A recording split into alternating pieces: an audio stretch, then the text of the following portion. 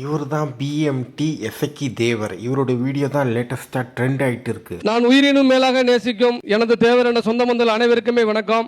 இவர் நிறைய தேவர் சமுதாயத்தை சார்ந்த விஷயத்த ஃபேஸ்புக்கில் பதிவு பண்ணுவார். இவர் பேசுகிற பதிவை நான் முழுசாக பார்த்ததில்லை, ஆனால் நிறைய வீடியோ கிளிப்ஸ்லாம் ரீல்ஸ்லாம் பார்த்துருக்கேன். அதில் எனக்கு சுத்தமாக உடன்பாடு இல்லை. ஏன்னா எல்லாமே ஜாதி ரீதியான வன்மமாக இருக்கும். ஆனால் மற்ற ஆண்ட பரம்பரைக்கும் இவருக்கும் ஒரு முக்கியமான ஒரு வித்தியாசம் என்னென்னா, இவர் இடஒதுக்கீட்டுக்கு ஆதரவாக இருப்பார். இந்த மாதிரி ரிசர்வேஷனுக்கு ஆதரவாக இருக்கிற ஜாதி கட்சிகள் ரொம்ப ரொம்ப குறைவு, அதிசயம் கூட. இந்த வீடியோவில் ஒரு அருமையான கருத்து ஒன்று சொல்லியிருப்பாரு, அது பாருங்க. கேரக்டர் போறோம், நம்மளை வில்லனா காட்டி காட்டி காட்டி எடுத்து எடுத்து இன்னைக்கு நம்மளுடைய வாழ்க்கையை இன்னைக்கு நாசம் பண்ணதுக்கு பாக்குறாங்க. நம்ம ஆளுக்க டேரக்டர் வர்றான், நம்ம ஆளுக்க டேரக்டர் குறிப்பா போனா சொன்னா முத்தையா டேரக்டர் முத்தையால இருந்து எல்லாரும் படம் எடுக்கான். எப்படி படம் எடுக்கான்? எந்த படத்திலேயாவது அந்த கதாநாயகனை ஒரு நீதிபதியாவோ, ஒரு சப் இன்ஸ்பெக்டராவோ, ஒரு எஸ்பியாவோ, ஒரு உயர் அதிகாரியை காட்டியிருக்கானா? நம்ம சமுதாயத்தை வச்சு படம் இருக்கான். ஆனா எப்படி இருக்க பாருங்க, ரோட்டுல ஒண்ணு இல்லாம தெரிகிறவன், இடுப்புல கத்தியை சுத்திட்டு போறவன், மூட்டை சமைக்கிறது, எப்படி எடுக்காம இருக்க? அவன் படத்தை உலகம் உள்ள பாப்பான்னு தெரியுதுல்ல.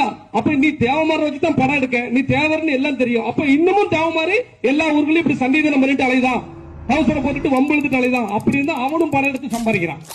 அவனையும் ஒரு நாள் கூப்பிட்டு சத்தம் போட்டேன், யார டேரக்டர் முத்தியா கூப்பிட்டு, ஏப்பா உனக்கு இந்த சாதியில பிறந்த எத்தனை பேர் நீதிபதியா இருக்காங்கப்பா, கலெக்டரா இருக்காங்கப்பா, நீ அப்படிலாம் படம் எடுக்க முடியா?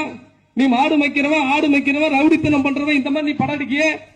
அப்ப என்கிட்ட சொன்னாண்டாலு, ஆனா அடுத்த படத்துல வக்கீல் யாரு ஹீரோ, யாரு நடிகர் கார்த்திகோட பையன் கௌதம் கார்த்திக், அவரு தான் வக்கீலா வந்து நடிக்காருனே அப்படின்னா. சரி அப்படியா, நல்லதா போச்சுன்னு பார்த்தா அந்த படத்திலேயே வக்கீல ரவுடி ஆக்கி கையில அறுவாலை கொடுத்து நடு ரோட்ல உட்கார வச்சிருக்கான்.